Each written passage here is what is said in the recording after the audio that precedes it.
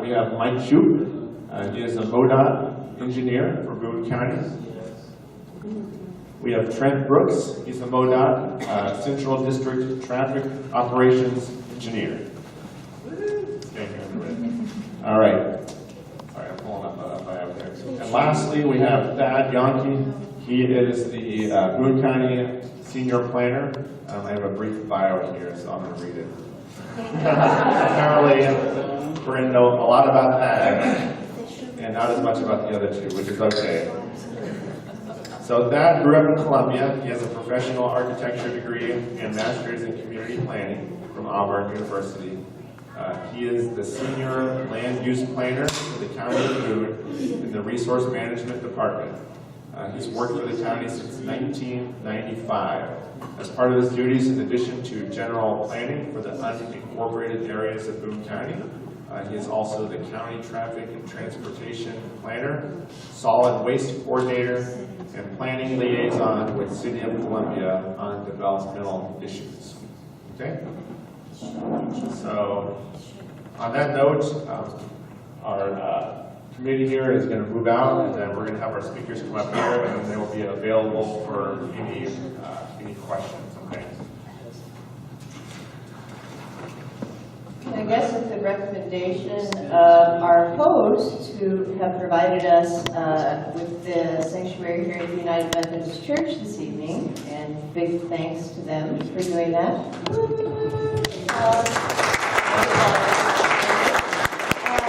They're recommending that we use the microphones based on acoustics, so I think what we'll probably try and do, we'll have two traveling microphones. If you want to raise your hand, you want to ask a question, we'll bring a microphone around to you, and we'll put the boom microphone in front of our guests so that you can hear them as well.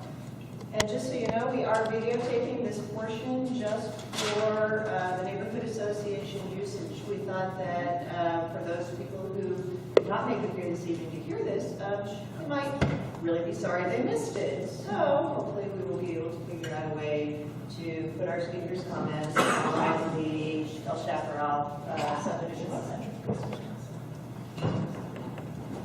You guys just want to pass the light, so to speak? There you go. So, it's a little loud. Good. Well, excuse me. As mentioned, my name is Trent Brooks, and I didn't provide a bio. I guess we now know that how long he's been working, but unfortunately, he's not the oldest up here apparently, because I started with MODOT in 1993. So I am a little bit older than that, at least maybe. Been working a little longer anyway. I am the district traffic engineer, and so I deal with moving people is kind of the way we explain it simply, whether that be vehicles or people on bikes or people on foot. We deal with trying to get people where they want to go safe and try to get them home safe. And so we have been out on this route several times over the years. It's definitely a growing area. I'm sure you all know that as much as I do. And so when we got invited to come tonight, we tried to look back through some files to find out some information that we had, as well as make sure we get out here to collect some information. Some of that information that we collected was, and you might have seen a camera up in the air, probably attached to the stop sign or some other sign nearby. What that was doing is that was recording the number of people that use the intersection basically for a 12-hour period.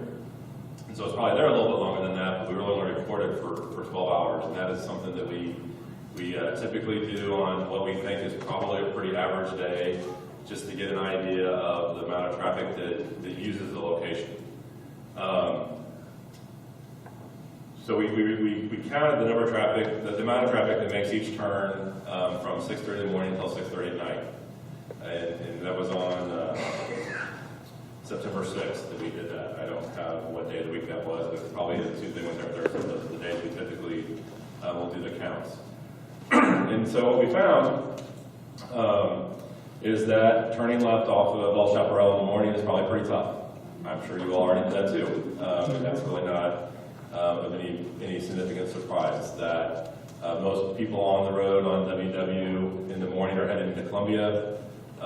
In the afternoon, it's a little closer to 50-50, but still the majority of people are heading out of Columbia in the afternoon. And so that is what is expected for a subdivision that is kind of on the outside of a major town, is that the people are heading one direction more in the morning and not quite as much in the evening. We tried to look back over the years to see how much that had increased, and we really didn't have a whole lot of luck finding that, I hate to admit. We looked at some information for the King Street signal, which is basically the next signal to the west, and we had counted that in 2008 and then again in 2014.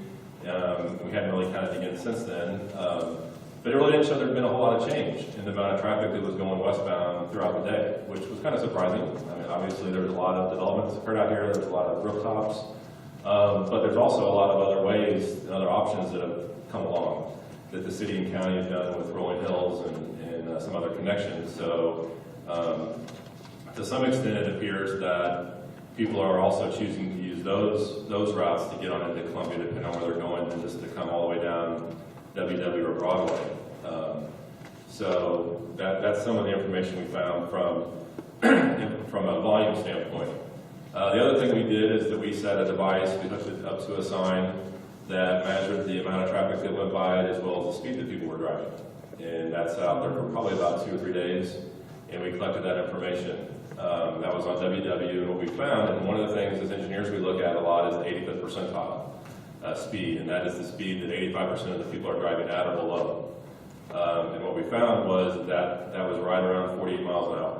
So the speed limit's 45, 85% of the people were driving 48 or lower, so the majority of the people were driving relatively pretty close to the speed limit, which is a very encouraging thing. A lot of times we don't see that. But it also means that 15% of the people on the road, and we found that somewhere in the ballpark of 11,000 vehicles travel WW in a day, but 15% of those people were driving faster than 50 miles an hour. So from a speed standpoint, from an engineering standpoint, all in all, it seemed like the speeds were pretty in line with the speed limit that we have posted.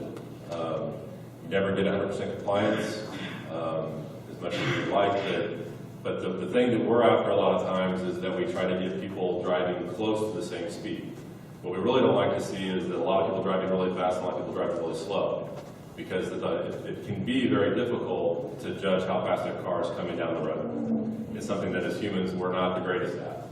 And so what we find is if we can get those cars to drive by close to the same speed, then we don't have to do as good a job of judging whether or not that next car is coming, 30 miles an hour or 60 miles an hour.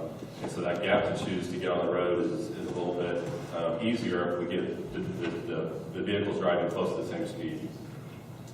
So that's what we found for the speed limit. The other thing we looked at is we looked at the crashes that have occurred at the intersection over the last 5 years. And in general, we're averaging 4 to 5 crashes a year. Obviously, that's 4 to 5 crashes more than we would like to see. We would like to see no crashes. The good news is we're not having very serious crashes whenever they occur. There's a kind of a range of rear ends, of people turning left onto Chaparral, El Chaparral that someone going eastbound had hit. People turning left out happens a little bit often, or a little bit less often probably. But the majority, there's basically about 1 minor injury in those crashes a year, so 4 to 5 crashes, 1 minor crash. The rest of them are property damage only crashes. So again, more crashes than we would like to see, not something that whenever we see just the number that makes us just go, oh my gosh, what's going on? But we're also, the good thing is we're not really seeing that people are getting hurt from those crashes. So I don't know that those were all the questions that were kind of sent our way, but that's at least several of them. So I will pass it to somebody, and they'll kind of introduce themselves, and then we'll take questions as we go. Does anyone have questions, follow-up questions for Trent?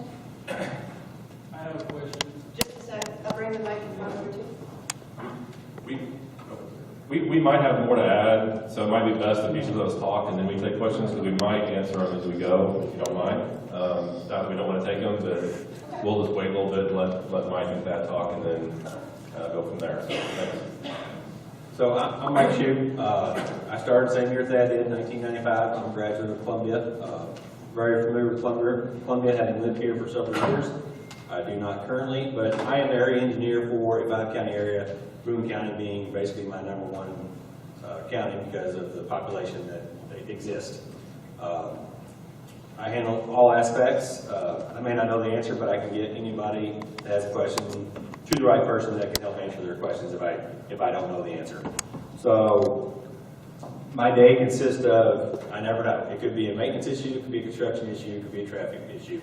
But you know, Kevin obviously found my name probably on the website. That's how you got a hold of me, I assume. So that's why we're here tonight. WW. Was it 2 years ago, we added shoulders to WW, rumble strips, 4-foot shoulders, basically to Fulton, due to the volume of traffic that was occurring on WW to cut the route to Fulton. Huge improvement. Oftentimes we do see when you improve a road significantly, speeds will increase. That doesn't appear to be the case with the speed study that we recently conducted, showing that 85th percentile around the speed limit. So we're happy with that.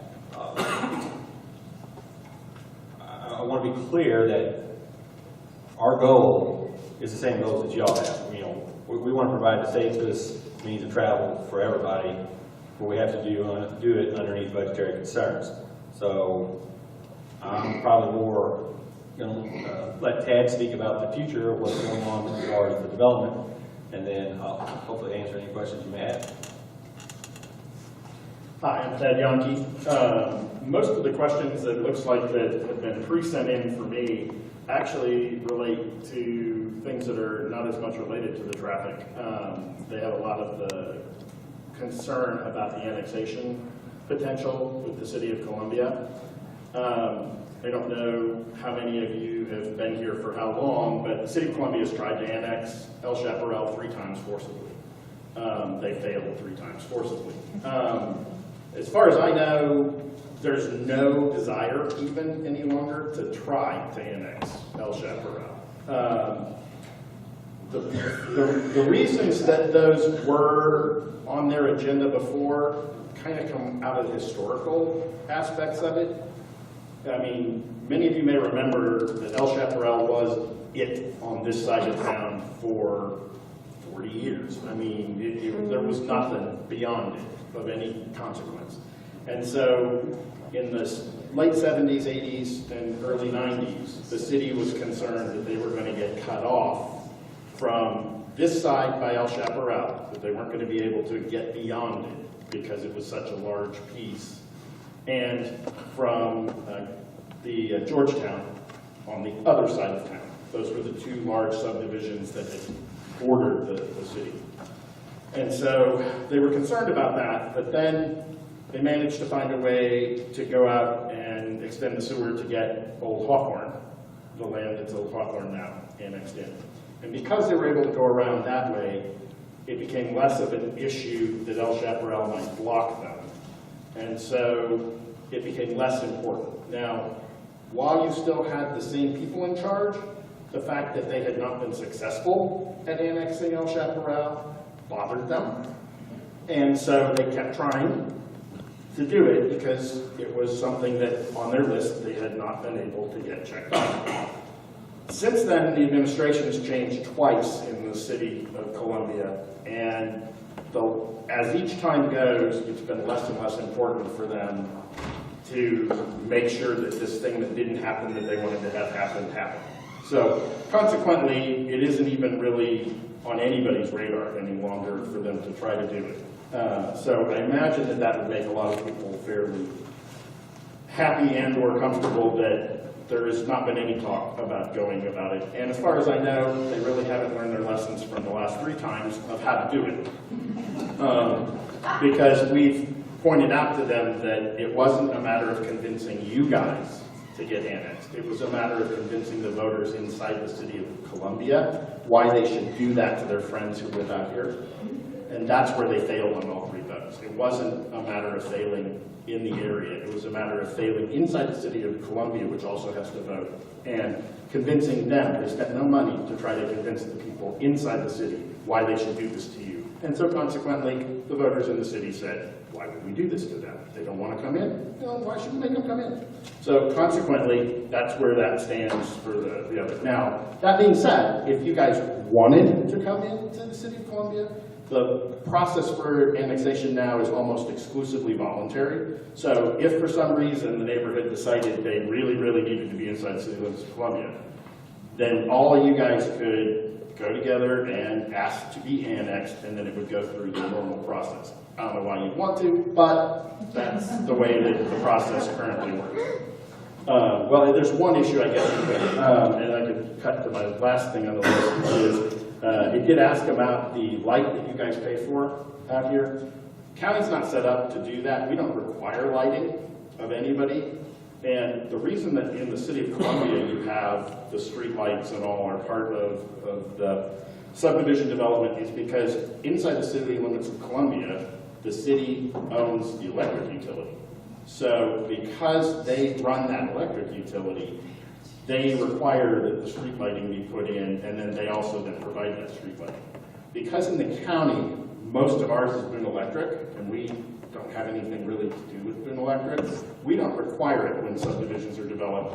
We didn't when El Chaparral was developed. We still don't require it on new subdivisions. So if a subdivision is being put in and they do want to have street lighting, their homeowners association has to do that even currently. So we're not really set up for it. Now, the funny thing is that if that was important enough of an issue, that's one of the few things that if you got annexed into the city, it's a good chance the city would actually take over paying for that light. They don't know that it's worth it to you guys. It's probably worth paying for the light to stay out in the county. So that's two of the main things I think that they asked for me to look at. One of the other things was to talk about the Vineyards Park, which is down, one of the access points to Vineyards Park is going to be at the end of El Dorado as it stubs to the adjoining property. Now, I don't know from talking to the city parks people whether or not they have any real plans to deal with that. I think they acquired that because it was available and they were able to acquire it. It's not on the list for them to improve that park anytime soon. So my bet would be, and what I've been told from looking at the way the Vineyards has been proposed for development through the developers and through the city planning office, that that park probably won't be improved until the connections that come off of Elk Park Drive, which is where the signal further on is, the connections through that connect up to the Vineyards are finally being started to allow for some connectivity there. And then there's another piece of ground between that, which is another phase of the Vineyards, and it won't be until that phase of the Vineyards goes in before the city would have any real desire to improve it. And at that point, El Dorado would become a secondary connection to allow access to the park, which is what it was planned for from the beginning. So the idea being that that's supposed to be a secondary road connection to allow, when that park's developed, you guys to get to that park to be able to enjoy it. It's not designed to be everyone should get off of WW, come through El Chaparral, and go to Dorado to get to that park.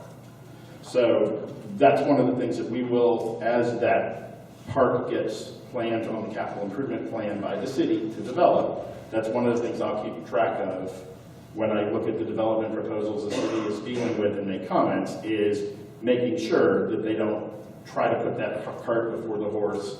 And if we see on the capital improvement plan that that park is scheduled for improvement and they haven't talked about how they're going to get the other part of the development from the Vineyards in, that will be one of the first comments that's going to come out from me that goes back to the city in their review process is, wait a minute, how are you planning on getting people to this? It better not be El Dorado, because if that's the only point you're going to take for access, we're going to have an issue.